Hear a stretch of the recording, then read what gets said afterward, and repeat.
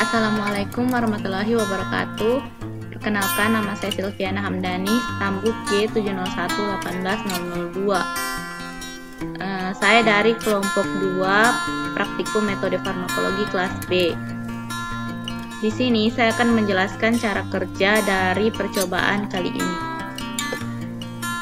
Jadi pertama-tama disiapkan alat dan bahan, yaitu NaCl fisiologis 0,9%, kemudian furosemid dengan 2 dosis, yaitu 40 mg per kilogram berat badan dan 80 mg per kilogram berat badan.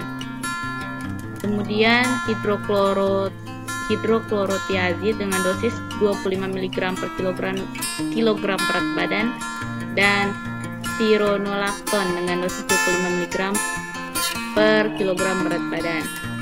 Kemudian alat yang digunakan ada dispo dan sonde.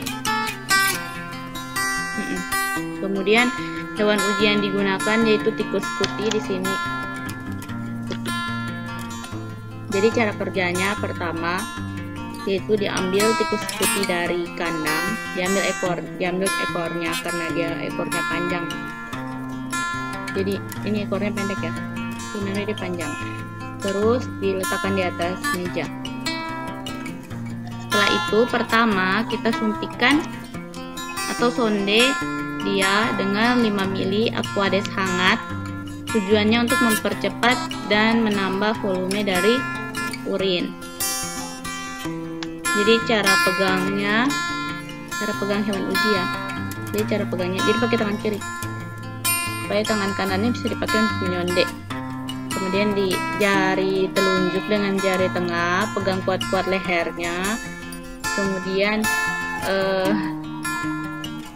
jari jempol dengan jari manis pegang tangan atau kaki bagian atasnya. Kemudian langsung dibalik, kan dia berotak tuh, balik. Habis dibalik, ekornya kan panjang, selipkan di jari kelingking. Kemudian sonde dari pinggir mulutnya karena di depan ada giginya kan, jadi dimulai dari pinggir mulutnya. Kemudian masukkan sampai ke esofagus. Dia masuk sampai ke esofagus. Kemudian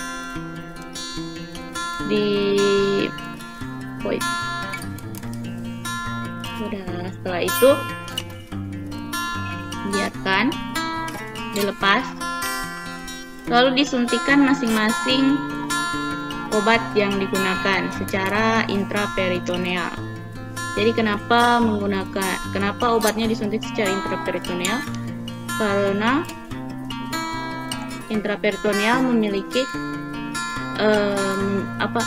intraperitoneal dapat memberikan efek yang lebih cepat karena absorpsinya lebih cepat daripada pemberian oral. Jadi diberikan secara intraperitoneal. Kemudian kenapa menggunakan NaCl fisiologis 0,9% sebagai kontrol negatif? Karena NaCl fisiologis 0,9% memiliki dia isotonis dengan cairan tubuh tikus sehingga dia tidak hipertonis atau hipotonis, tidak seperti Aquades yang hipotonis terhadap cairan tubuh tikus. Jadi langsung saja kita berikan obat secara intraperitoneal. Cara pegang hewan ujinya sama kayak tadi, di lehernya, kemudian ditahan tangannya, kemudian dibalik, kemudian disuntikan. Sebelumnya dilap dengan alkohol dulu untuk memperjelas, kemudian disuntikan. Itu penyuntikan intraperitoneal itu secara di abdomennya, kalau bisa searah dengan salah satu kaki dari hewan uji.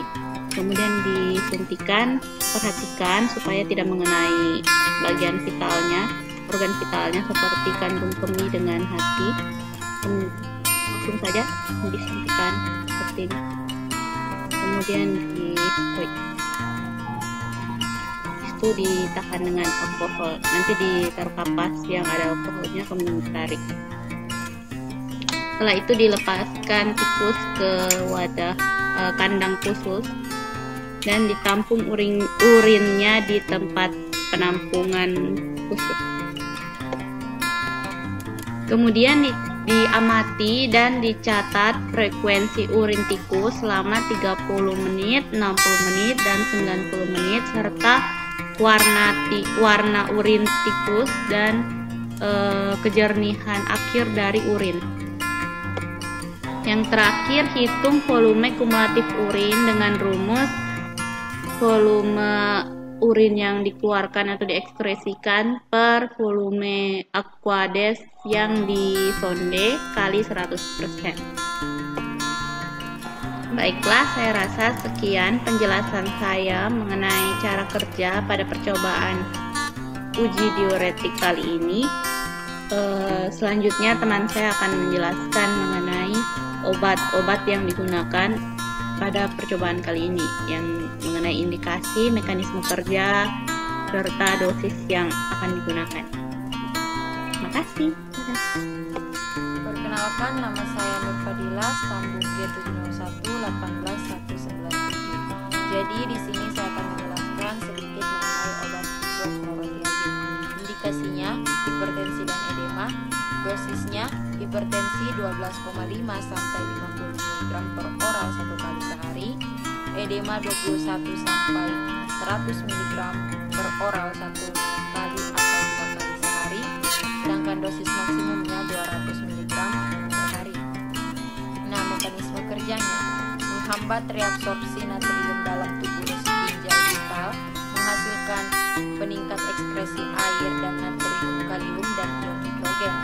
Farmakokinetiknya, absorpsi, onset diuretik 1-2 hari, hipertensi 3-4 hari, waktu plasma puncak 2-5 hari, efek memuncak 4-6 hari, dan biopasibilitasnya itu 65-67%. Efek samping dari obat ini, hiponadermi menghambat ekskresi dalam urin dari ginjal, meningkatkan kolesterol LDL, dan golongannya diuretik thiazid dan obat keras, terapinya diuretik.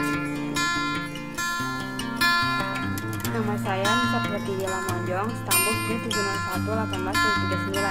Di sini saya akan menjelaskan tentang obat spironolakton. Yang pertama yaitu indikasi. Indikasi dari obat ini yaitu dia untuk mengurangi edema, hipertensi, hipokalemia.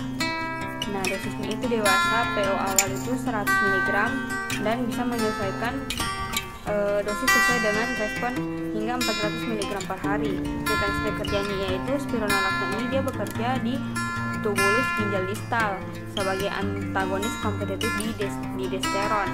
Nah, ini meningkatkan ekskresi NaCl dan air sambil menghemat ion K dan hidrogen. Nah, farmakokinetiknya yaitu pertama dia diserap dan diabsorpsi dengan baik di saluran gastrointestinal. Nah, didistribusi melintasi plasenta atau ikatan protein plasenta sekitar 90%.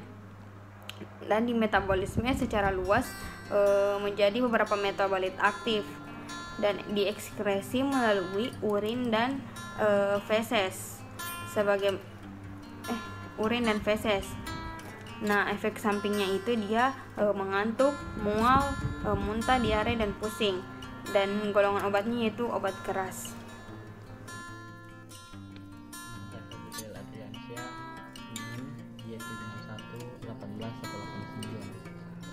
Saya akan menjelaskan mengenai obat furosemida.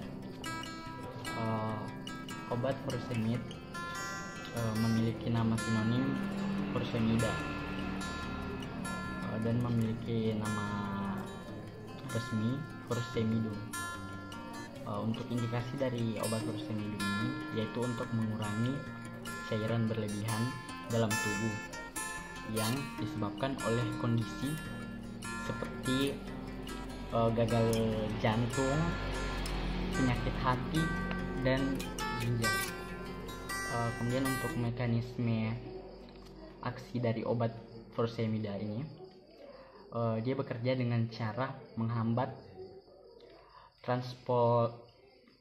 transporter luminal NaKCl dari loop handle dengan meningkatkan kanal klorida sehingga menyebabkan kehilangan natrium klorida dan kalium dalam urin. Kemudian untuk dosis furosemida untuk orang dewasa pada awal pemberian diberikan 20 sampai 80 mg per dosisnya. Untuk pemberian selanjutnya dosisnya sedikit diturunkan dari 20 sampai 80 mg menjadi 20 sampai 40 mg per interval. Untuk dosis umumnya diberikan 1 sampai 2 kali sehari dengan DM atau dosis maksimum 600 mg. Kemudian yang terakhir untuk rute pemberian obat spironolakton. Jadi obat untuk rute pemberian obat golongan ini bekerja dengan cara menghambat peredaran garam atau natrium berlebihan dalam tubuh dan menjaga kalium darah agar tidak terlalu rendah. Terima kasih.